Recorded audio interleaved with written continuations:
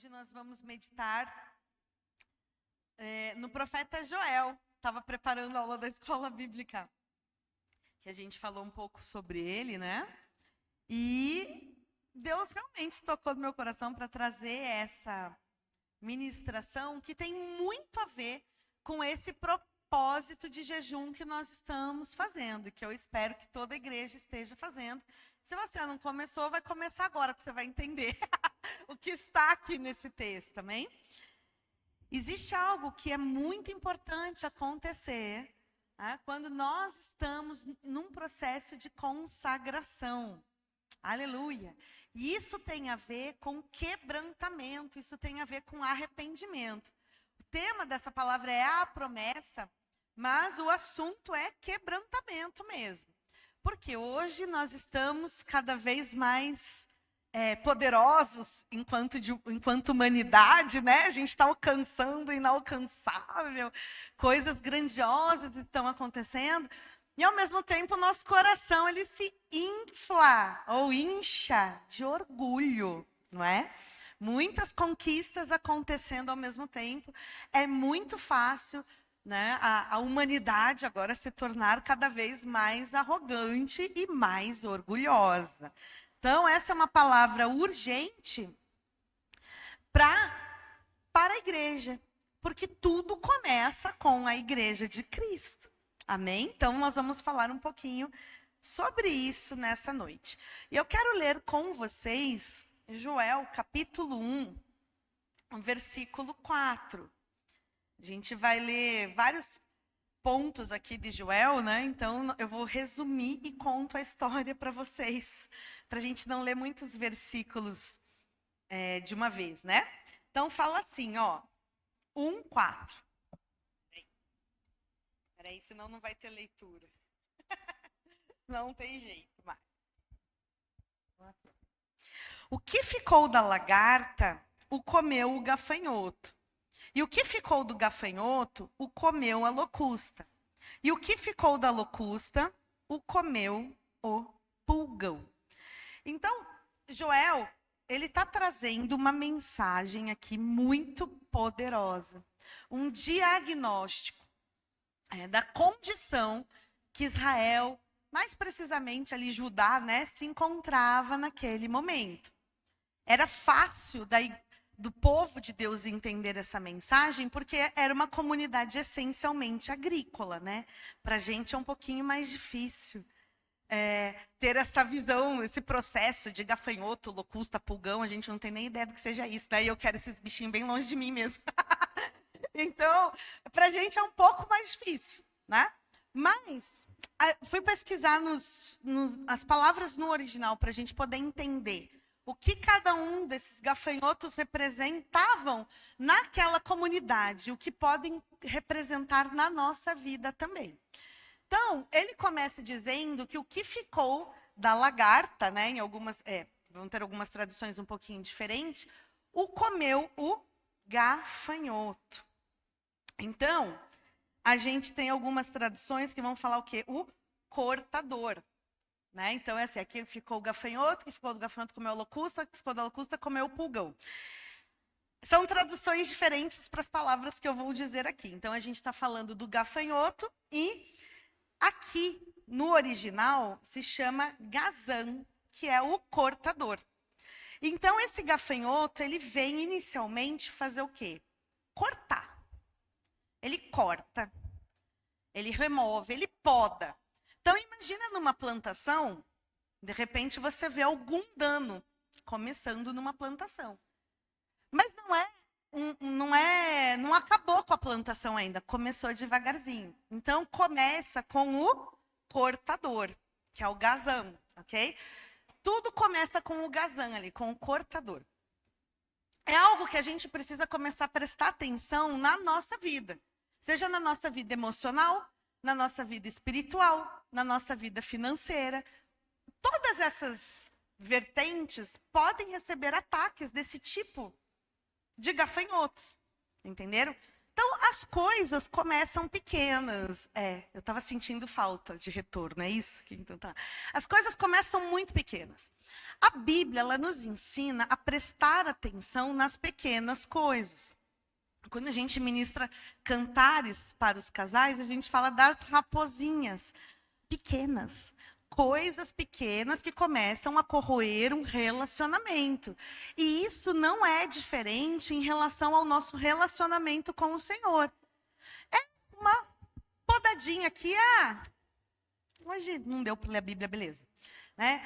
Hoje eu não consegui falar com Deus, ok. É uma coisinha pequena ali, uma distração ali. Não é algo que vai te trazer um prejuízo imediato, um prejuízo intenso logo de cara. Mas a condição de Judá aqui nesse momento era tão séria, né? Porque Joel, na verdade, ele não menciona explicitamente os pecados da nação, mas a gente subentende que os outros profetas já haviam feito isso. Né? Já tinham denunciado idolatria, imoralidade sexual, já tinha denunciado pais que sacrificavam os seus filhos a deuses estranhos. Né? Então, Judá cometia muitas atrocidades contra o Senhor. Né? Abandonou o seu relacionamento com Deus. Tanto que Oséias, que vem antes de Joel, ele fala o quê? Né? Toma uma mulher da prostituição. Oséias, o profeta, teve que casar com uma prostituta para mostrar como Israel estava tratando o Senhor. Imagina que forte isso, né? Que forte. Então, a gente pressupõe aqui em Joel que todo mundo já saiba quais são esses pecados. Né? Quando nós trocamos o nosso relacionamento santo, o nosso relacionamento íntimo com Deus pelas outras coisas aí do mundo. Então, começa com coisinhas muito pequenas. Esses dias eu estava vendo esse ministro aí, o André Mendonça, falando assim, ninguém vira um corrupto dessa natureza aí, que a gente está tão escandalizado de ver, da noite para o dia. Você não vira um bandidão desse naipe aí numa semana. Você vai quebrando pequenos limites, pequenas coisas. Você vai cometendo pequenas infrações. E se acostuma com elas. Então, nós temos que ter atenção, igreja, porque nós estamos num período de consagração. Nesse período de consagração, o que a gente precisa pedir? Deus, abre os meus olhos espirituais. E olha e mostra para mim o que é que está acontecendo. Tem pequenas brechas, tem pequenas fissuras na minha vida espiritual? Se sim, quais são? Eu preciso identificá-las. Eu preciso enxergá-las para que eu tome um posicionamento. Israel estava tão cego, Judá aqui nesse caso, né? Estava tão cego que não conseguia enxergar nada. Veio então aí o cortador, né? Veio o gafanhoto, comeu.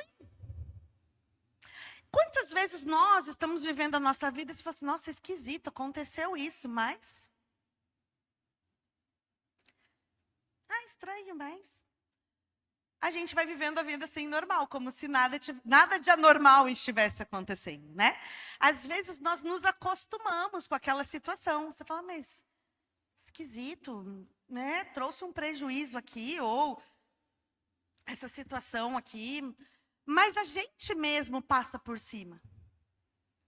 A gente mesmo acha que não é nada, vai passar. Entenderam?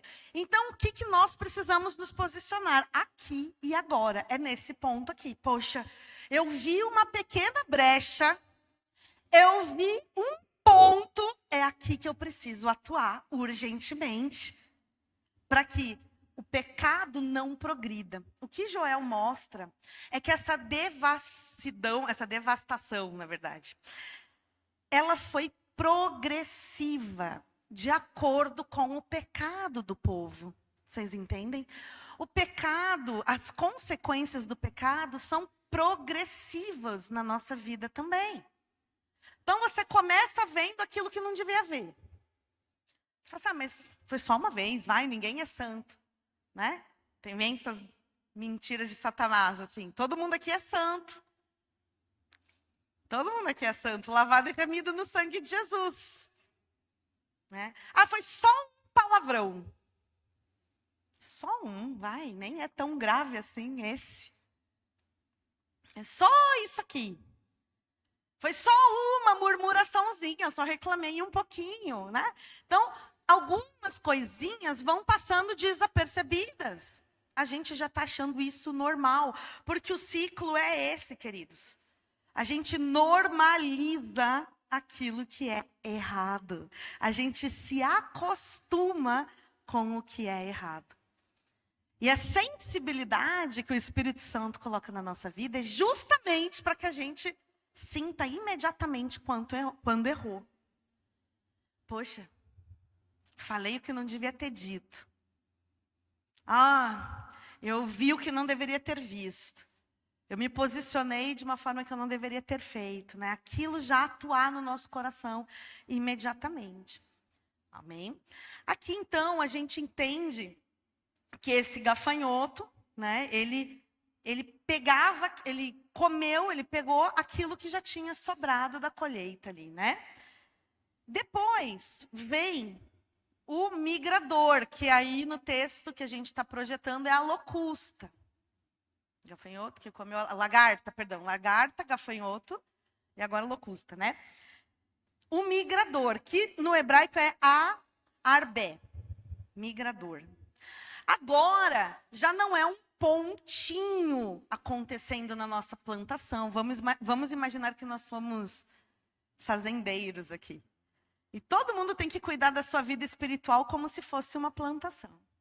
Agora não é uma podinha, um probleminha, uma coisinha assim. Agora a gente já tem uma invasão, uma grande quantidade de gafanhotos, uma destruição em massa. É quando acontece um problema maior. Um problema que já começa a causar um prejuízo, que você já começa a perder o controle.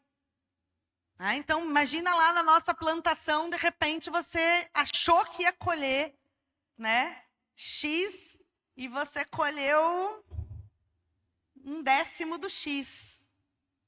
Você fala assim, mas era para ser assim, e de repente veio bem menos. Né? Então, imagina na tua plantação isso acontecendo. Essa destruição, ela amplifica aquilo que já estava acontecendo. Aquele dano inicial que a gente não estava vendo, agora já está maior. O que está começando a acontecer? Que a gente está começando a perder o controle da situação. Antes, você olhava de longe, mas você estava vendo as outras plantações ali, né? As outras árvores ainda estavam bem, as outras, sei lá, o que está plantando, trigo, por exemplo, ainda está lá. Né? Ainda tem outras, milho, ainda tem outras espigas, ainda tem outras... Não, aqui a gente já consegue ver uma destruição mais massiva. E isso pode acontecer na nossa vida espiritual. Eu estou fazendo um paralelo da plantação, porque é mais fácil de a gente visualizar. Mas, de repente, você já deu uma vacilada num dia, no 2, no 3, daqui a pouco você já ficou uns 10 dias aí, não deu para ir na igreja, eu tenho outras coisas para fazer, as situações vêm mesmo, gente, a gente sempre vai ter coisa para fazer, sempre. Acho que enquanto a gente não morrer, a gente vai ter tarefa, e um monte de tarefa para fazer, né? E aí a gente vai largando mão, e de repente, quando você vê aquela coisinha, aquela brechinha, já virou algo bem maior. Então é isso que nós precisamos prestar atenção. Porque na nossa vida espiritual as coisas acontecem dessa forma. Entendem? A coisa amplia. Você acha que está tudo bem, você acha que você ainda está no controle, mas os prejuízos e as situações ficaram mais graves. Depois, a gente tem o migrador, o Ietek, que é o quê? Aqui no caso é a locusta, né? Que consome completamente, não deixa resíduo. É essa palavra, não deixa resíduo. Então agora você já não tem esperança de mais nada. Ampliou o problema. Só que agora não sobra nem a esperança. Se vocês lerem esse texto de Joel, chega a dar desespero. Porque os gafanhotos chegavam a comer as cascas das árvores de figo. Ele faz essa menção. E eu amo figo. Imagina, destruiu o figo. Ainda comeu toda a casca da árvore e comeram todas as sementes que viriam a ser plantadas, ou seja, não haveria nem esperança. Então, na nossa vida espiritual é assim que acontece. Agora, esse tipo de gafanhoto, ele é mais intenso e o pouquinho que sobrou dessa invasão em massa, ele arranca. Sobrou? Está aqui. Você tem uma perda ainda maior. Né? Você, na tua vida espiritual, por exemplo, você de repente já começou a abraçar o pecado de uma forma mais intensa aí. O que antes era uma bobeirinha, já começou a enraizar no coração. Já começou a dominar o coração, já está tendo dificuldade de dizer não. Não é? Então, nós temos que ter um cuidado muito grande, gente, porque o pecado, ele é progressivo. Os ataques do diabo são progressivos. Então, o nosso posicionamento precisa ser urgente. Precisa ser para ontem. Enquanto isso, a igreja muitas vezes está dormindo, está vacilando no seu posicionamento espiritual. E aí nós temos, por fim, Azazel, que é o devorador. Daí esse acaba com tudo. No hebraico, o original fala o quê? Que ele lambe. Então imagina, nem o que sobrou de restinho de poeirinha, poeira da tua plantação, agora ele lambeu também. O devorador é para acabar. Aí acabou a esperança. Você não tem esperança humana, a não ser por uma interferência de Deus. Quantas situações na nossa vida acontecem assim? O devorador vem, ele ataca, e aí você fala, não tem, morreu, essa situação não tem mais solução. Eu não consigo mais pensar uma forma de atuar aqui, agora só por intervenção divina. Amém?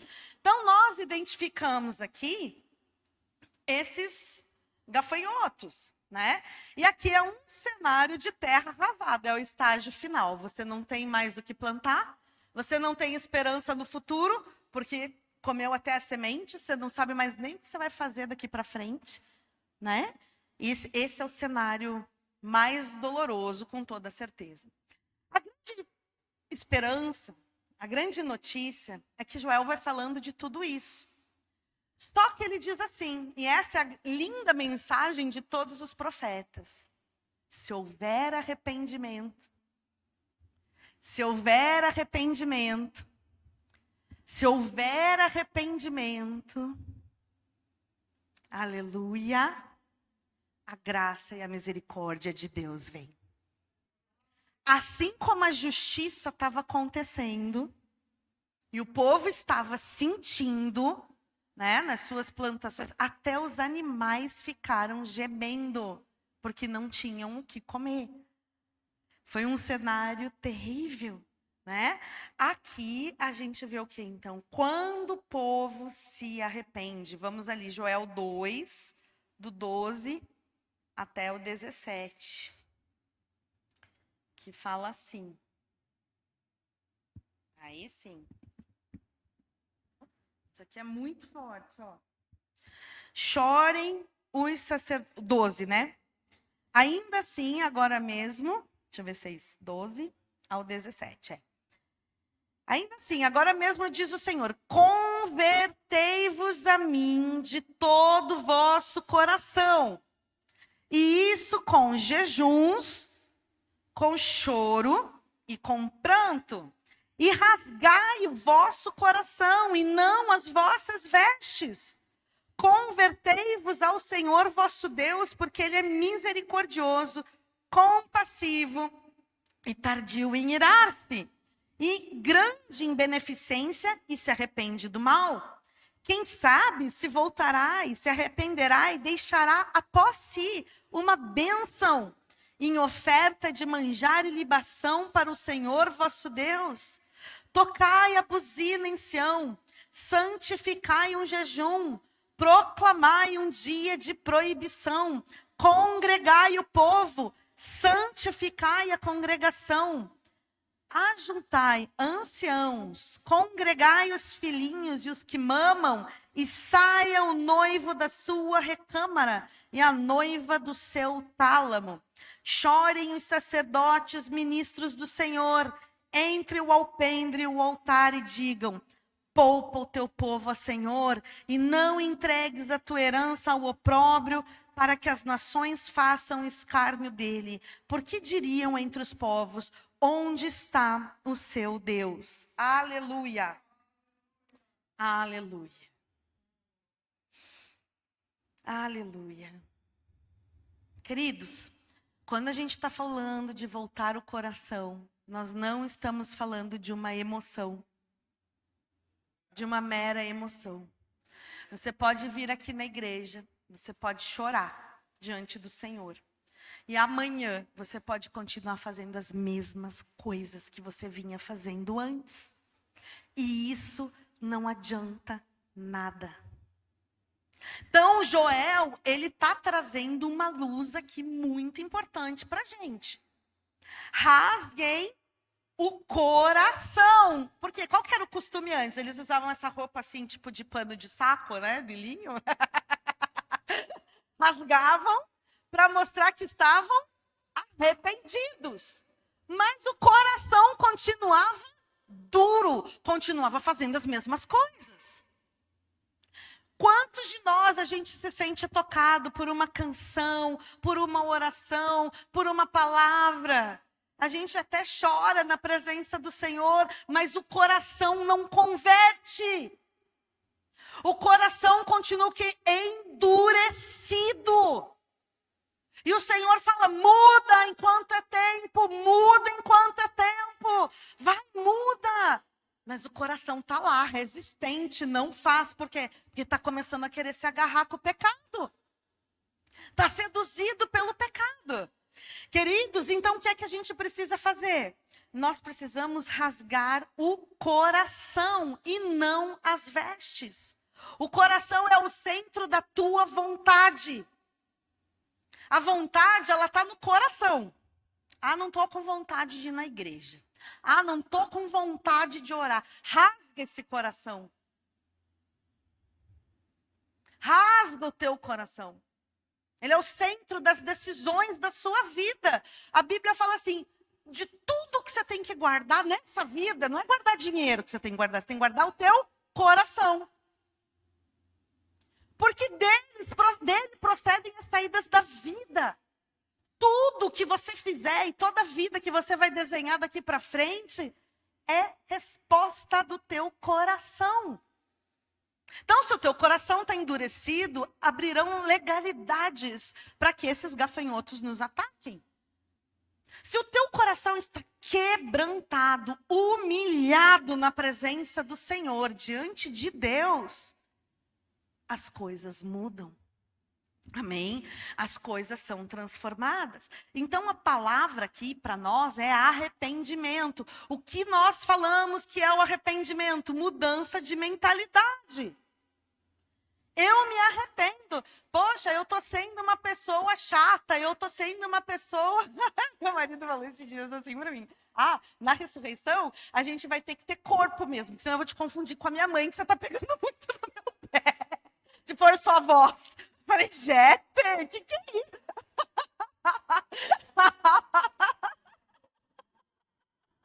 Eu assim, na ressurreição vai ter que estar pegando demais o meu pai. Eu falei: nossa, tô, né? Essa foi demais, né? Acho que tô mesmo. Nossa, você não para de falar, tem que fazer isso, tem que fazer aquilo, outro. Eu tô me sentindo. Gente, e é isso. Né? É isso, a gente tem que ter esse cuidado, porque de repente você está fazendo as coisas. As pessoas da sua família, principalmente, são as primeiras a sentir, né? Aí eles falam, daí você não está nem aí. Ah, deixa. Ah, também ele que é desse jeito mesmo, pronto, né? A gente põe sempre a culpa no outro. E aí a gente não muda. E aí o nosso coração continua o mesmo. E aí a gente quer que as coisas aconteçam diferentes. A gente quer ver plenitude. A gente quer alcançar o céu. A gente quer ter paz. A gente quer que as bênçãos do Senhor nos alcancem. Mas o coração está igual. não tem quebrantamento, não tem humilhação diante do Senhor. Amém? Não tem. Não tem. O maior problema é quando a gente toma uma santa ceia, 2, 3, 4, com aquele problema lá. E a gente não resolve aquilo nunca. Nosso coração vai ficando cada vez mais endurecido. É difícil de quebrar depois. É impossível? Não tem nada de impossível para Deus. Mas que é difícil, é. É muito fácil a gente se perder, né? Nessa intenção do nosso coração aqui. Então, o texto também fala ali, como é que fala aqui? Deus, ele é compassivo, né? Daí ele fala assim, porque o dia do Senhor é grande, convertei-vos de todo o coração. Então, o que é converter? Você vai mudar a tua rota. E isso com jejuns. Por quê? Por que a gente faz jejum? Não é porque não é para chamar a atenção de Deus. É para mortificar a carne. É para buscar o domínio do Espírito. Vocês estão entendendo? O nosso coração, ele tende a colocar as nossas emoções à flor da pele. Ele tende a nos tornar pessoas reativas. A gente não tem controle emocional muitas vezes, a gente não tem controle mental muitas vezes. Né? A gente vai sentindo medos, ansiedades, um monte de coisa. Quando nós jejuamos, o que nós estamos dizendo para o nosso corpo? Você não manda. Não é você que manda, porque a fome vem, né? Aí você não come. Daí, teu corpo está lá reclamando, porque ele achava que ele mandava em você. Aí você diz para ele, não. Quem manda no meu corpo é o Espírito Santo. Não é a fome, não é a comida, não é o doce, não é o café. Não é isso. Entende? Então, a gente está aqui consagrando o nosso corpo. Por isso o jejum. Só que existe um modelo de jejum que agrada a Deus, porque tem uns que é só passar fome mesmo. A diferença entre você fazer um jejum que Deus vai ouvir, para a diferença de um jejum que você faz quando você vai fazer um exame de sangue, por exemplo, que não tem propósito espiritual, é que nesse tempo de jejum nós precisamos o quê? Soltar as ligaduras da impiedade. Você tem que abandonar o pecado. Isaías fala sobre isso. Você tem que abandonar o pecado. Você tem que promover justiça social. Não dá para oprimir as pessoas. Você tem que contribuir com o próximo. Não é para você fugir daquele que você não quer ver no tempo de jejum. Vou ter que encarar, vai. Com amor ainda por cima. Entenderam? É diferente. Aquilo que você ia comer, se abençoa o outro. É esse jejum que agrada a Deus. Por quê? Se eu estou jejuando, mas eu estou contendendo, meu jejum, eu só estou passando fome. Entenderam? Não estou tendo uma conquista espiritual. Eu estou jejuando, mas eu estou oprimindo todo mundo que trabalha comigo. Estou sendo ilegal nos meus negócios. Não está adiantando, entenderam? Por que muitos jejuns não são ouvidos? Porque a postura continua de um pecador, como se nada tivesse acontecendo. Entenderam? Então, você quer um jejum que seja efetivo, tem que rasgar o coração de verdade. Então, a gente tem que ter esse coração, a gente tem que ter esse entendimento. Outra coisa, que a palavra fala ali, jejum, a gente tem que vir com jejum, choro, com pranto. E no 13, rasguem o vosso coração e não as vossas vestes. Convertei-vos ao Senhor vosso Deus, porque Ele é misericordioso, compassivo, tardio em irar-se e grande em beneficência, e se arrepende do mal. Quem sabe se voltará e se arrependerá e deixará após si uma bênção em oferta de manjar e libação para o Senhor vosso Deus. Tem que ter oferta e adoração no jejum. Entenderam? A gente tem que ter essa postura de adoração. Nós temos que ter. A gente precisa entender como Deus quer ser adorado. E Ele estabeleceu suas formas. É louvor, é por meio de um louvor. Então, você não vai vir na igreja e vai ficar de boca fechada. Você vai falar, você vai entoar, você vai adorar. Você vai contribuir financeiramente, porque foi como Deus estabeleceu. Se fosse no Antigo Testamento, todo mundo ia aqui trazer um boizinho, uma ovelhinha, uma pombinha. Ia trazer e a gente ia ter que sacrificar ainda. Né? Glória a Deus que as coisas mudaram, aleluia. Né? Porque tinha que haver mantimento na casa do Senhor. Tinha que haver assistência social para com o próximo. Tinha que haver. É isso que precisa acontecer. Aí fala, tocai a buzina em Sião. De novo, ó, santifiquem um jejum. Então ele está repetindo aqui várias vezes. Proclamai um dia de proibição. Congregai o povo. Queridos, nada mais importante do que estar na casa de Deus. Já expliquei para vocês, essa palavra Deus não cobra de mim. Domingo é dia de estar na casa do Senhor. Eu não sei que compromisso que você tem que seja mais importante do que o Senhor. Não sei. Vocês têm que mudar o coração. Isso aqui é um pecado que nossa igreja comete mesmo. Quando está afim, vem. Quando não está, não vem. O dia do Senhor é o dia do Senhor. É o dia em que a gente congrega. Oi, a gente está falando de um culto de Santa Ceia. É um culto solene. De arrependimento de pecados. Então isso aqui é 10 mandamentos. Dia do Senhor é dia do Senhor. Então, nós precisamos entender a importância dessa adoração. Estamos na presença do Senhor. Estamos adorando, estamos congregando. O Senhor quer que a gente congregue, que congregar, estarmos juntos. Na Assembleia dos Santos, reunidos em adoração. Não é para você estar lá na sua casa sozinha, é para você estar junto em adoração, entenderam? Aí, tá, tocar a buzina, depois o pastor vai tocar, né? Que é o shofar, que anuncia esse toque de arrependimento. E olha isso, que forte. Ele fala assim, congregai, santificai, ajuntai. Olha que isso que interessante, ajuntai os anciãos, congregai os filhinhos, os que mamam. Saia o noivo da sua recâmara e a noiva do seu tálamo. Não é para ficar ninguém de fora. Ah, mas casou, tá em lua de mel, é para vir. Aleluia. Ah, mas nasceu o bebê. Vem com bebê e tudo. Olha que interessante essa consagração. Os anciãos, não tem desculpa, tem que vir para a casa de Deus. Olha, que forte isso. Não tem, não tem. Não é uma santificação para um grupo de pessoas, é para a igreja toda, do mais novo ao mais velho. Entenderam? Isso é para a igreja, para que ninguém fique de longe. Eu achei interessante quando Jonas pregou para Nínive, né? E eles se converteram, até os animais ficaram em jejum. Forte. De tanto que eles queriam a bênção de Deus. Então a gente vai se consagrar e até os nossos animais vão se consagrar também, na força, né? Então a gente vê que é uma postura assim de todo mundo com o mesmo propósito.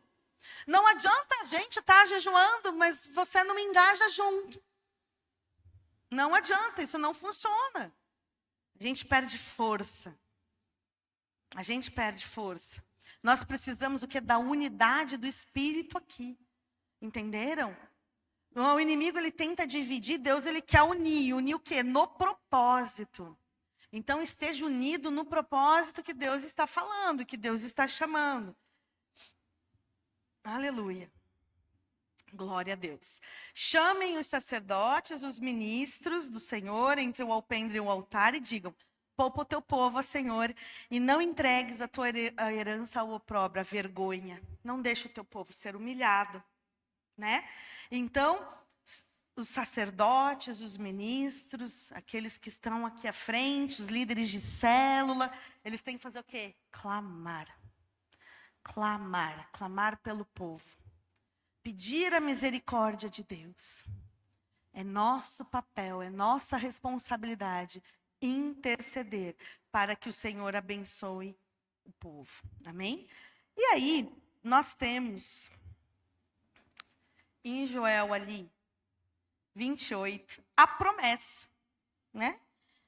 E há de ser que depois derramarei o meu espírito sobre toda a carne, e os vossos filhos e as vossas filhas profetizarão, e os vossos velhos terão sonhos, e os vossos jovens terão visões. E também sobre os servos e servas naquele dia derramarei o meu espírito, e mostrarei prodígios no céu e na terra, sangue, fogo e colunas de fumaça. O céu se converterá em trevas e a lua em sangue antes que venha o grande e terrível dia do Senhor. E há de ser que todo aquele que invocar o nome do Senhor será salvo, porque no Monte Sião e em Jerusalém haverá livramento, assim como o Senhor tem dito, e nos restantes que o Senhor chamar. Olha que lindo, ele está falando sobre nós aqui, né? Sobre aqueles que o Senhor ainda haveria de chamar. Amados, então, qual é o ápice dessa consagração? O derramar do Espírito Santo sobre a igreja.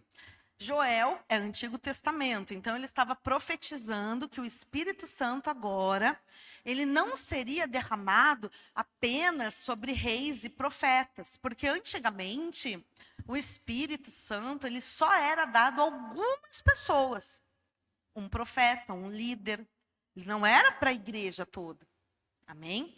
Então, Joel, ele está profetizando que não, olha, vai vir um tempo em que o Espírito Santo ele vai ser derramado sobre toda a carne. Olha que lindo. E antes, não poderia haver, por exemplo, uma unção sobre as mulheres. Só que agora ele fala sobre seus filhos e as suas filhas profetizarão. Agora o Espírito Santo vai incluir gênero, não tem diferença de gênero. O Espírito Santo é mais tremendo ainda, porque olha, até sobre os servos e servas será derramado, quer dizer, não tem diferença social. A gente entra agora num novo ponto da história, e isso aconteceu no Pentecostes, onde não importava tua nacionalidade, porque Jesus veio para pregar aos judeus inicialmente. A igreja inicialmente ela era 100% judia. Só que daqui a pouco está lá Pedro, por exemplo, depois do Pentecostes, Deus falou, vai lá na casa do Cornélio. Eu não, aquele incircunciso lá, não vou.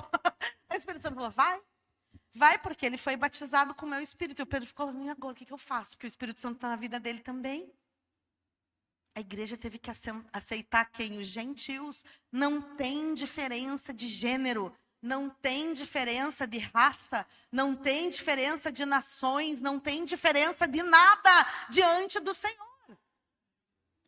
Não tem diferença entre líder, não tem, gente. Nós somos todos iguais diante do Senhor. Qualquer um aqui pode profetizar, qualquer um aqui pode ter os dons do Espírito. Amém? A diferença é que a gente está exercendo o nosso dom, nosso chamado. Qual que é a nossa diferença para você? Eu disse, ok, eu vou lá exercer meu ministério. Deus me chamou, eu vou cumprir. Se você fizer isso, amém, vou também cumprir. Você vai estar pregando também. Amém? Então é assim que funciona. Não tem barreiras. Mas as crianças podem? Podem. Os velhos podem? Podem. Inclusive tem promessas. Promessa o quê? Que os nossos velhos, eles teriam o quê? Sonhos. Deus ia continuar falando, porque muitas vezes o idoso, ele vai perdendo aquela vontade de fazer as coisas assim. Não tem mais sonho. Né? Não, mas eu já fiz isso, já vivi bastante, já fiz um monte de coisa. Aí perde sonho. Não, Deus vai dar sonho. E o jovem que é inexperiente, que não tem muita maturidade para fazer as coisas, né? Às vezes a gente mete o pé pelas mãos quando é jovem. Vai ter o quê? Visão. Vai saber o que fazer. Vai saber o caminho que tem que percorrer pela unção do Espírito de Deus. Aleluia! Aleluia! Santo é o nosso Deus. Amém? Aleluia. Então é isso é esse ponto que nós precisamos realmente entender, o que Deus quer fazer conosco. Quando Deus ele responde, ele derrama o seu espírito. Agora não é só um ponto, é um fluir. A Bíblia fala em João que rios de água viva passam a fluir do nosso interior. É uma coisa tremenda, é algo potente. O próprio termo para esse poder do Espírito é dunamis, né? Dínamos. É esse poder explosivo que vem dentro da gente. Amém? E isso precisa acontecer. Por quê? Porque nós teremos o quê? Liberdade espiritual. Isso é símbolo da restituição de Deus. A gente ser cheio do Espírito Santo é o ápice da restituição do Senhor. Onde antes não havia nada, mas mal uma alma ferida, agora é uma pessoa cheia do Espírito. E quando ele fala de rasgar o coração, ele está falando de a gente buscar fruto, queridos. Porque não é só a emoção. Tem que ter fruto. Aí o Espírito Santo começa a trabalhar na nossa vida e a gente começa a ter o quê? Mudança de mentalidade. E o fruto aparece. Se antes você era uma pessoa impaciente, intolerante, intragável, agora você começa a se tornar uma pessoa amável, perdoadora, paciente, mansa, humilde. Oh, amém? Tem gente falando, não, meu, sério que dá para ser assim? É assim que tem que ser. É assim que tem que ser. A gente está acostumando com o pecado e achando que é normal. A gente está achando que a gente cresce de um jeito, né? E acha, não, é assim que é. Não, não é. Mansidão, paciência, amabilidade, perdão, santidade, tudo isso é o que Deus quer que a gente viva. Porque isso é a plenitude na terra, queridos. Quando a gente vive santidade, por que Deus fala santidade? Por que ele fala que a gente tem que abandonar o pecado? Porque o pecado destrói a nossa alma. Você fica um caco e não sabe por quê. O pecado destrói tua alma. O pecado destrói tuas emoções. O pecado destrói teu futuro. Jesus, ele vem e ele começa a restaurar. Ele começa a limpar a casa, põe tudo no lugar, ele organiza a nossa vida. Você começa a refletir até, né, de uma forma, até de forma externa, as coisas ficam diferentes quando você está cheio da presença de Deus. Queridos, é por isso que estamos jejuando. Nós queremos uma igreja santa. Nós queremos uma igreja com frutos. Frutos espirituais, com conversões genuínas, que não chamem o pecado de normal. É assim mesmo. Não é? Eu já falei para vocês que quando eu me converti, o meu líder de jovens dormia com a minha amiga. E eu sabia, né? Porque ela era minha amiga. Daí eu falo assim, mas é assim na igreja evangélica?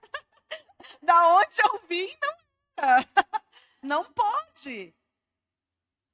Aí eu fui falar para minha mãe, né? Porque eu falava dela assim, não é. Não, imagina, não é correto isso.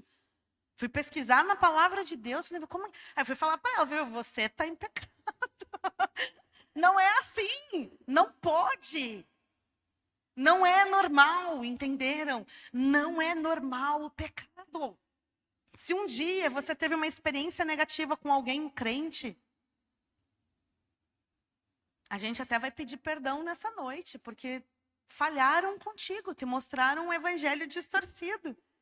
E isso não faz com que você também tenha a legalidade de distorcer o evangelho para outro. Não tem. Nós precisamos ser cheios. Jesus está voltando. E a Bíblia fala o quê? Que o sol, olha lá, depois desse tempo de avivamento, que começou no Pentecostes e vai durar até a volta do Senhor, a gente tem o quê?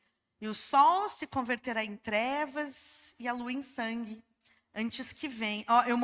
Perdão, queridos, eu pulei um versículo. Eu mostrarei prodígios no céu e na terra, sangue, fogo, colunas de fumaça.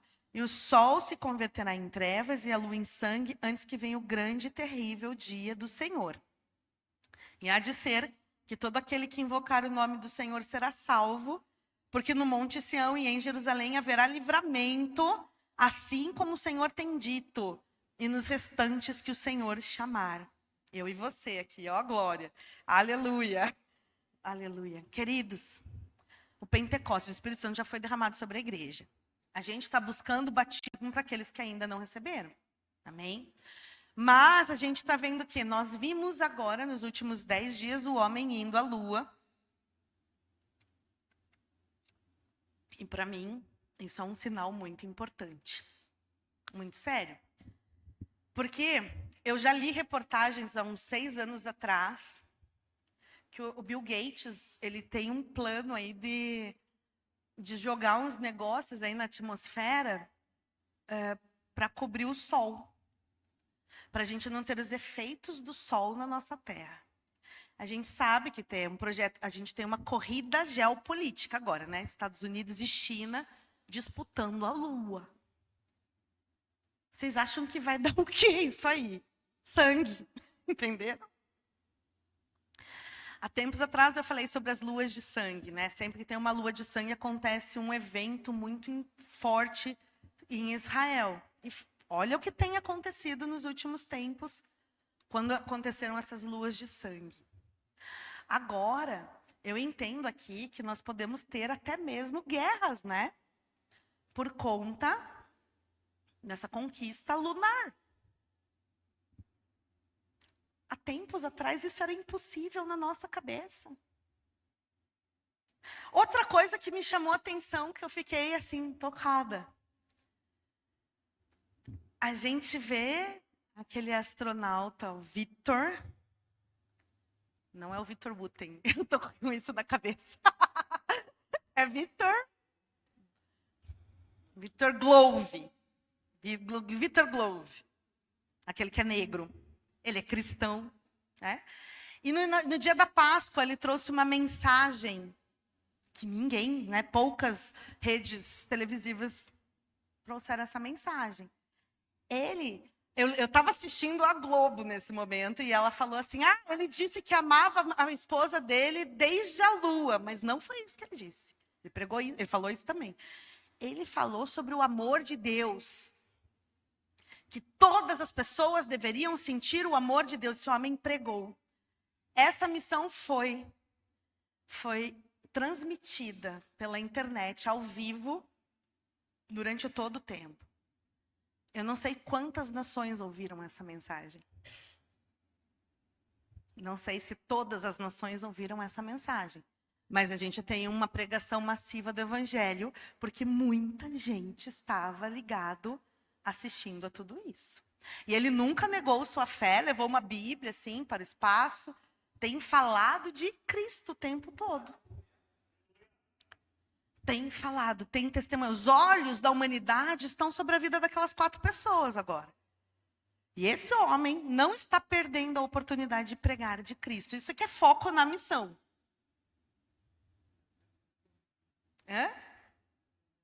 A Terra é redonda? Aleluia, né? Então, isso é algo que a gente fica assim, poxa, a palavra de Deus está cada vez mais próxima de se cumprir. O que há 5 anos atrás era inconcebível na nossa cabeça, hoje é perfeitamente real, plausível, factível, não tem limite nenhum. Isso é sério demais. Isso é sério demais. Então é tempo da igreja despertar. Não dá mais para dormir, porque as coisas estão acontecendo aí, né? As notícias, elas vêm como se fossem mais uma novidade que nós estamos acostumados a ver todos os dias. Só que Jesus está voltando. As coisas estão apontando para que as profecias bíblicas se cumpram. Queridos, é tempo de santidade. É tempo de quebrantamento. É tempo de diariamente nós perguntarmos para Deus, Deus, quais são as brechas da minha vida? Quais são os pontos que eu preciso de mudança?